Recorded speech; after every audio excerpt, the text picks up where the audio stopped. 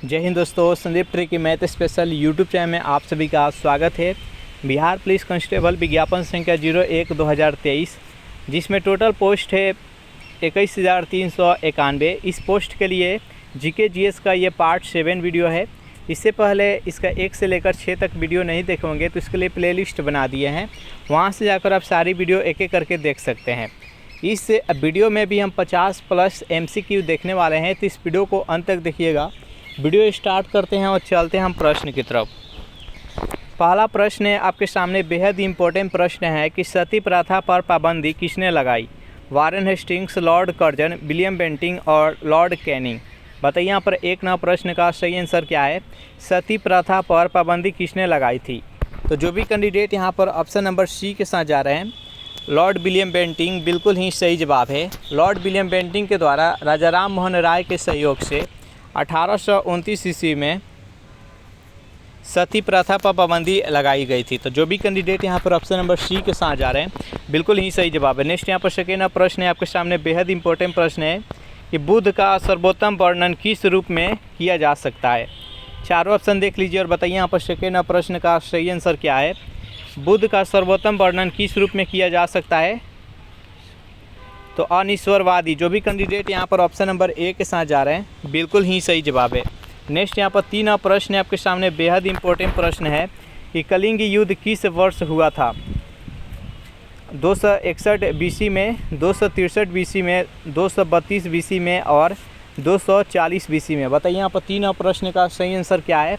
बेहद इंपॉर्टेंट प्रश्न है, जल्दी से बताइए 3 प्रश्न का राइट आंसर क्या है। तो कलिंग युद्ध किस वर्ष हुआ था? तो जो भी कैंडिडेट यहाँ पर ऑप्शन नंबर ए के साथ जा रहे हैं, 261 ईसा पूर्व, बिल्कुल ही सही जवाब है।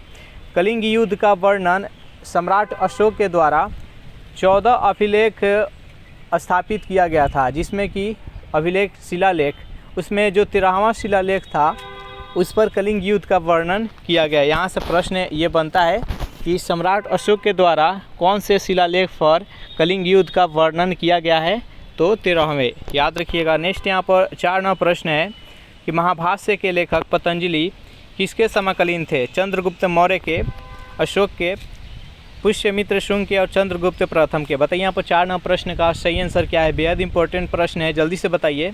तो 4 नंबर प्रश्न का जो भी कैंडिडेट ऑप्शन नंबर सी के साथ जा रहे हैं, पुष्यमित्र शुंग, बिल्कुल ही सही जवाब है। नेक्स्ट यहाँ पर 5 नंबर प्रश्न है कि शक विजेता के रूप में किसे जाना जाता है? चंद्रगुप्त प्रथम को, समुद्रगुप्त को, चंद्रगुप्त द्वितीय को और कुमारगुप्त को। बताइए यहाँ पर 5 नंबर प्रश्न का सही आंसर क्या है? शक विजेता के रूप में किसे जाना जाता है? तो 5 नंबर प्रश्न का जो भी कैंडिडेट ऑप्शन नंबर सी बता रहे हैं, चंद्रगुप्त द्वितीय, जिसको विक्रमादित्य के नाम से भी जाना जाता है, इसका राइट आंसर है ऑप्शन नंबर सी। चलिए नेक्स्ट यहाँ पर 6 नंबर क्वेश्चन देखते हैं। प्रश्न है आपके सामने कि भारत में कर्जन के प्रशासन की तुलना औरंगजेब से किसने की थी?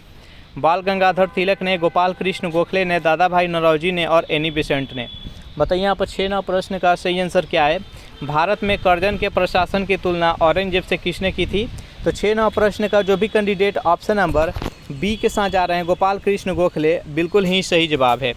नेक्स्ट यहाँ पर 7 नंबर प्रश्न है आपके सामने, 1857 के क्रांति का प्रमुख कारण क्या था? जनाक्रोश, सैनिक आक्रोश, ईसाई मिशनरी का प्रबंध और ब्रिटिश साम्राज्य की नीति। बताइए यहाँ पर 7 नंबर प्रश्न का सही आंसर क्या है? तो 1857 की क्रांति का प्रमुख कारण क्या था? तो ब्रिटिश साम्राज्य की नीति। जो भी कैंडिडेट ऑप्शन नंबर डी के साथ जा रहे हैं, बिल्कुल ही सही जवाब है। नेक्स्ट यहाँ पर 8 नंबर प्रश्न है कि बघेरा विद्रोह कहाँ हुआ था? सूरत में, पुणे में, कालीकट में, अब बड़ौदा में। बताइए यहाँ पर 8 नंबर प्रश्न का सही आंसर क्या है? बघेरा विद्रोह कहाँ पर हुआ था? तो 8 नंबर प्रश्न का जो भी कैंडिडेट ऑप्शन नंबर डी बता रहे हैं, बड़ौदा में, बिल्कुल ही सही जवाब है।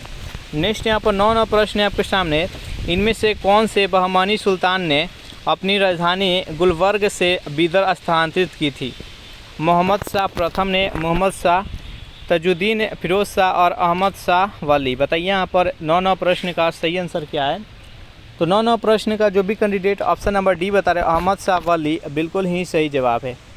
नेक्स्ट यहाँ पर 10 नंबर प्रश्न है, निम्नलिखित में से कौन इस्लाम से प्रभावित था? चैतन्य, मीराबाई, नामदेव और वल्लभाचार्य। बताइए यहाँ पर 10 नंबर प्रश्न का सही आंसर क्या है? निम्नलिखित में से कौन इस्लाम से प्रभावित है? तो 10 नंबर प्रश्न का जो भी कैंडिडेट ऑप्शन नंबर सी के साथ जा रहे हैं, नामदेव, बिल्कुल ही सही जवाब है। सेशन आप लोग को अच्छा लग रहा है तो वीडियो को लाइक कर दीजिए, अपने दोस्तों के पास शेयर कर दीजिए। और जो भी कैंडिडेट अभी तक इस चैनल को सब्सक्राइब नहीं किए होंगे तो फटाफट इस चैनल को सब्सक्राइब कर लीजिए। नेक्स्ट यहाँ पर 11 नंबर प्रश्न है आपके सामने, निम्न में से कौन सी लड़ाई के फलस्वरूप हुमायूं भारत से शेरशाह द्वारा निर्वासित किया गया? बिलग्राम की लड़ाई, खानवा की लड़ाई, चौसा की लड़ाई और घाघरा की लड़ाई। बताइए यहाँ पर 11 प्रश्न का सही आंसर क्या है? तो 11 प्रश्न का जो भी कैंडिडेट ऑप्शन नंबर ए बता रहे हैं, बिलग्राम की लड़ाई, इसको बिलग्राम की लड़ाई या कनौज की लड़ाई इसको बोलते हैं। यह शेरशाह सूरी तथा हुमायूं के बीच में 1540 ईस्वी में लड़ा गया था। यहाँ पर जो चौसा का युद्ध था ये 1539 में, यानी शेरशाह सूरी तथा हुमायूं के बीच में पहला युद्ध कब लड़ा गया था? तो 1539 में चौसा का युद्ध। उसके बाद दूसरा जो युद्ध लड़ा गया था बिलग्राम युद्ध या कनौज का युद्ध, वो 1540 में। इसी लड़ाई के फलस्वरूप हुमायूं को भारत छोड़कर भागने का मजबूर कर दिए थे शेरशाह सूरी ने। यहाँ पर जो खानवा का युद्ध है, खानवा का युद्ध किसके बीच में लड़ा गया था? तो खानवा का युद्ध बाबर तथा राणा सांगा के बीच में 1527 ईस्वी में लड़ा गया था, जिसमें कि बाबर का विजय हुआ था। यहाँ पर घाघरा का जो युद्ध है ये 1529 ईस्वी में अफगान तथा बाबर के बीच में लड़ा गया था। नेक्स्ट यहाँ पर 12वां प्रश्न है, निम्नलिखित में से कौन शाहजहां के शासनकाल में अधिकांश समय तक दक्कन का गवर्नर रहा था? दारा शिकोह, मुराद बख्श, शाह शुजा और औरंगजेब। बताइए यहाँ पर 12वां प्रश्न का सही आंसर क्या है? तो 12वां प्रश्न का जो भी कैंडिडेट ऑप्शन नंबर डी के साथ जा रहे हैं, औरंगजेब, बिल्कुल ही सही जवाब है। नेक्स्ट यहाँ पर 13वां प्रश्न है आपके सामने कि हुंडरू प्रपात निर्मित है इंद्रावती पर, कावेरी पर, स्वर्ण रेखा नदी पर और उपयुक्त में से कोई नहीं। बताइए यहाँ पर 13वां प्रश्न का सही आंसर क्या है? जो हुंडरू जलप्रपात है वह किस नदी पर स्थित है? तो 13वां प्रश्न का जो भी कैंडिडेट ऑप्शन नंबर सी बता रहे हैं, स्वर्ण रेखा नदी पर, बिल्कुल ही सही जवाब है।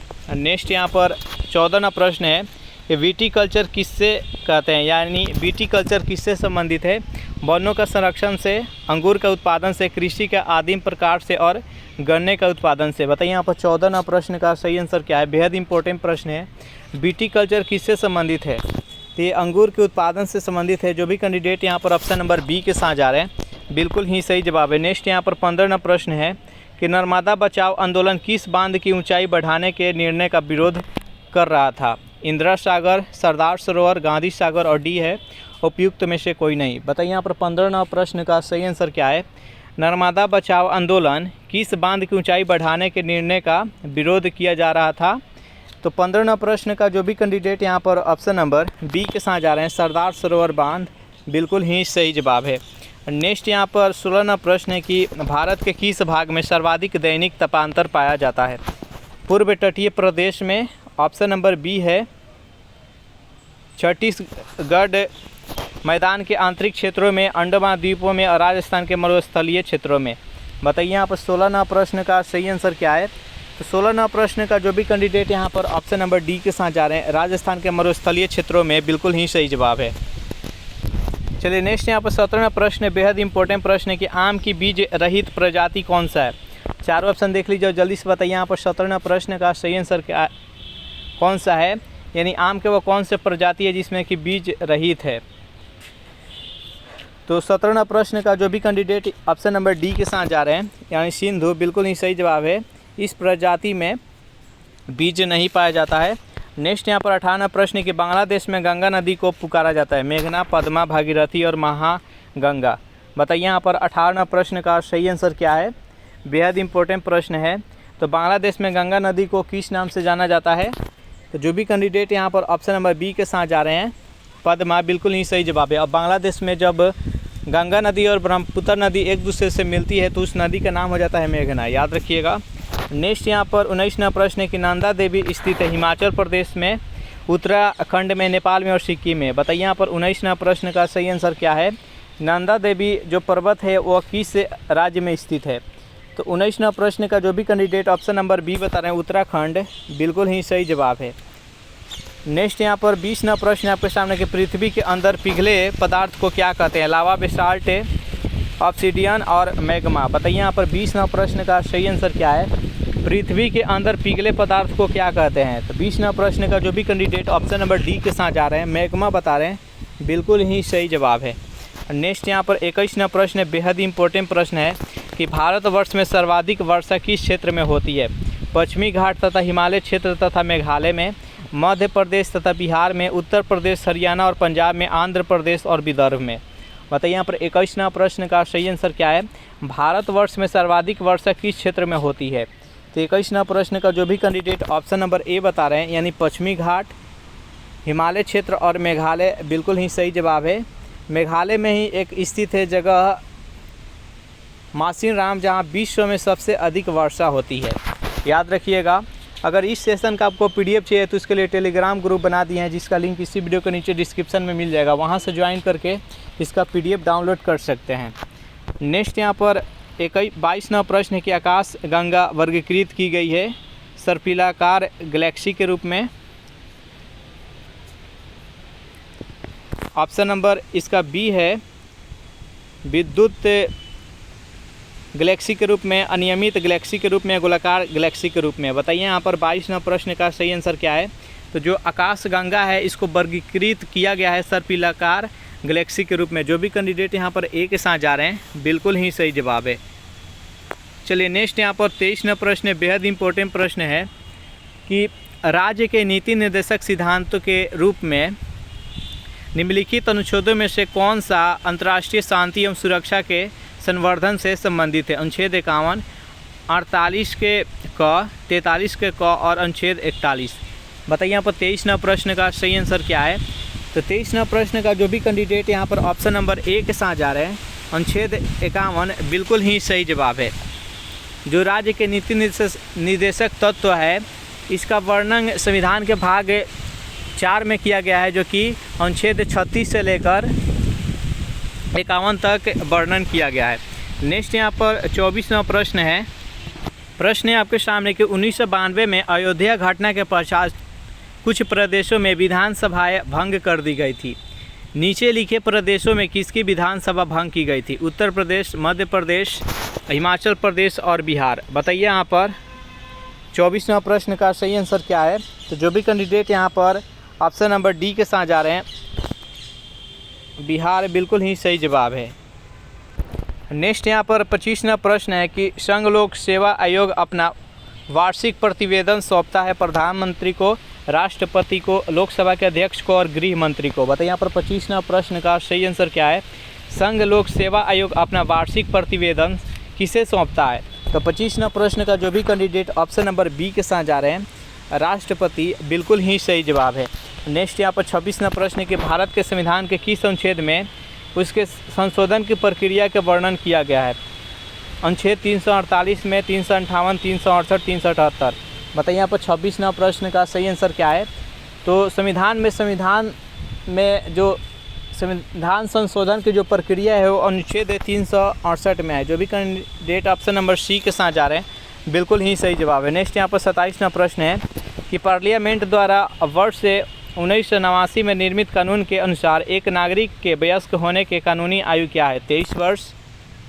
ऑप्शन नंबर बी है 22 वर्ष, सी है 20 वर्ष और डी है 18 वर्ष। बताइए इस प्रश्न का सही आंसर क्या है?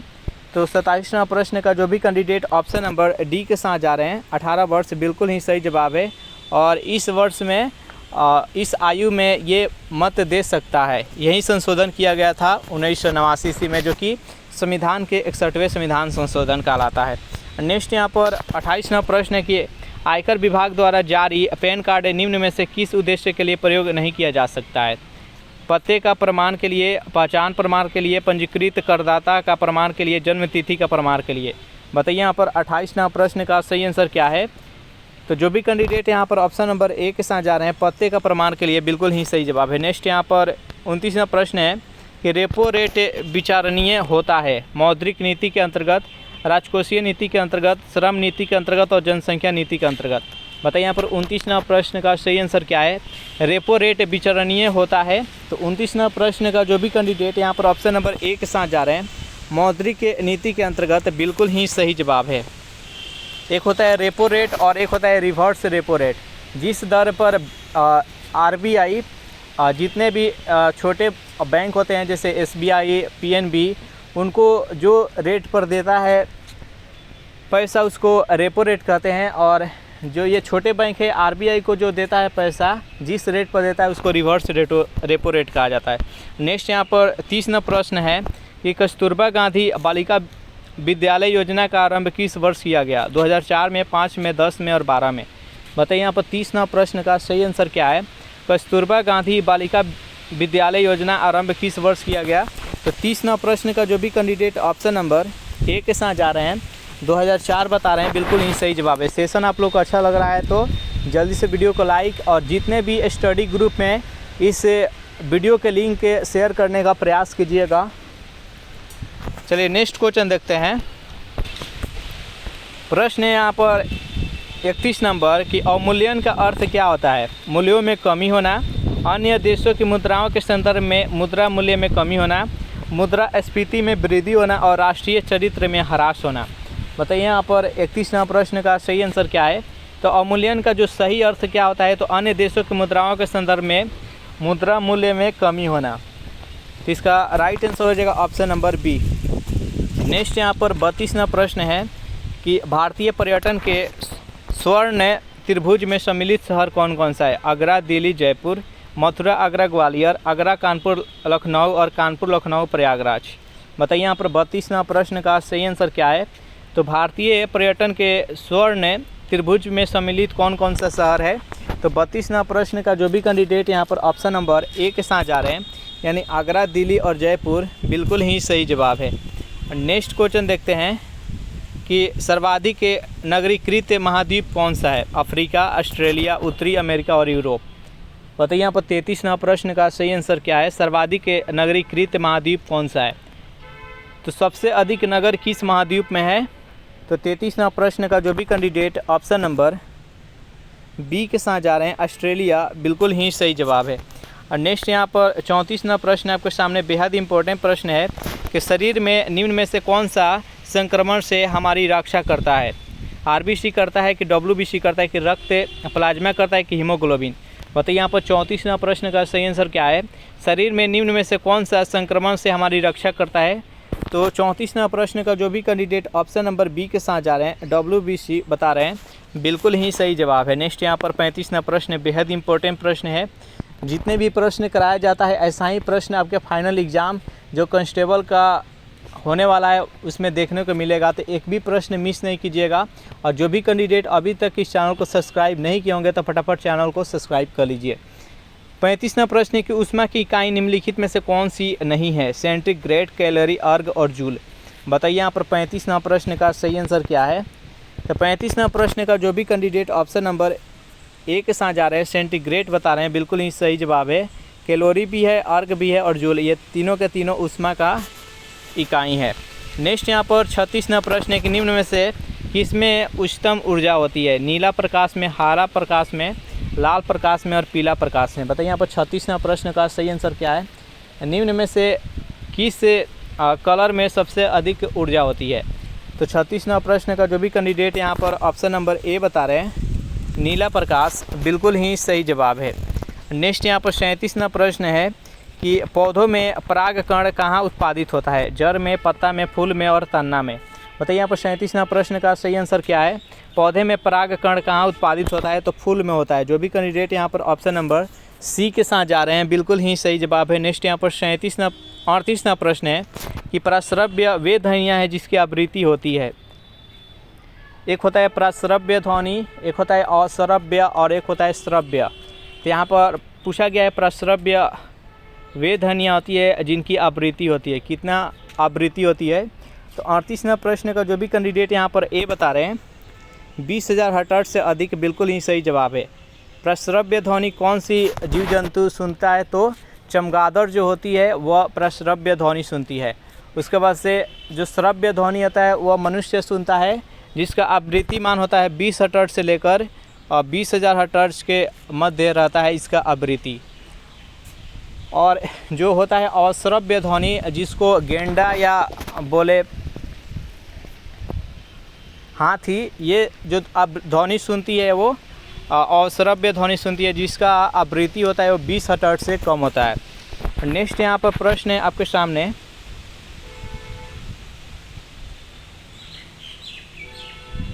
बेहद इम्पोर्टेंट प्रश्न है कि जब बर्फ़ के दो घनों को एक दूसरे के ऊपर दबाया जाता है तो वह जुड़कर एक घन बन जाते हैं, इसका क्या कारण है? चारों ऑप्शन देख लीजिए और जल्दी से बताइए यहाँ पर 39वां प्रश्न का सही आंसर क्या है। तो जो भी कैंडिडेट यहाँ पर ऑप्शन नंबर सी के साथ जा रहे हैं, हाइड्रोजन अबंध की रचना होना, बिल्कुल ही सही जवाब है। 40वां प्रश्न है आपके सामने कि गुरुत्वीय विभव का मान होता है सदैव धनात्मक, सदैव ऋणात्मक, धनात्मक अथवा ऋणात्मक, और डी है सदैव शून्य। बताइए यहाँ पर 40वां प्रश्न का सही आंसर क्या है।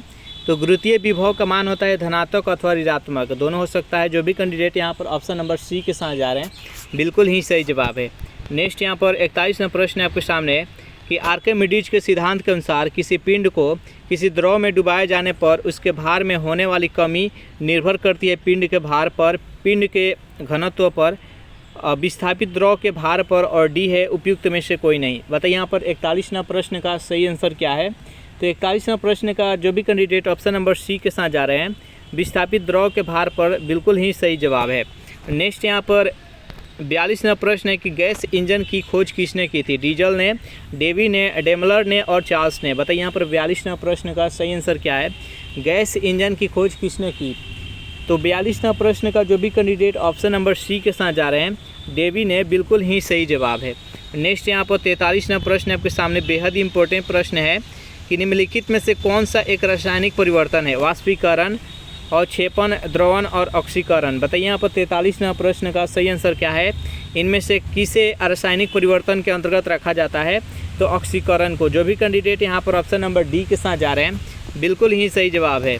चलिए नेक्स्ट यहाँ पर प्रश्न है 44 नंबर कि अति चालकता किस तापमान पर अत्यधिक आर्थिक महत्व की हो सकती है, जिससे लाखों रुपए की बचत होती है? अत्यंत कम तापमान पर, उस तापमान पर जिस पर अर्धचालक हो जाता है, और सी है सामान्य तापमान पर, और डी है अत्यधिक ऊंचे तापमान पर। बताइए यहाँ पर 44वां प्रश्न का सही आंसर क्या है।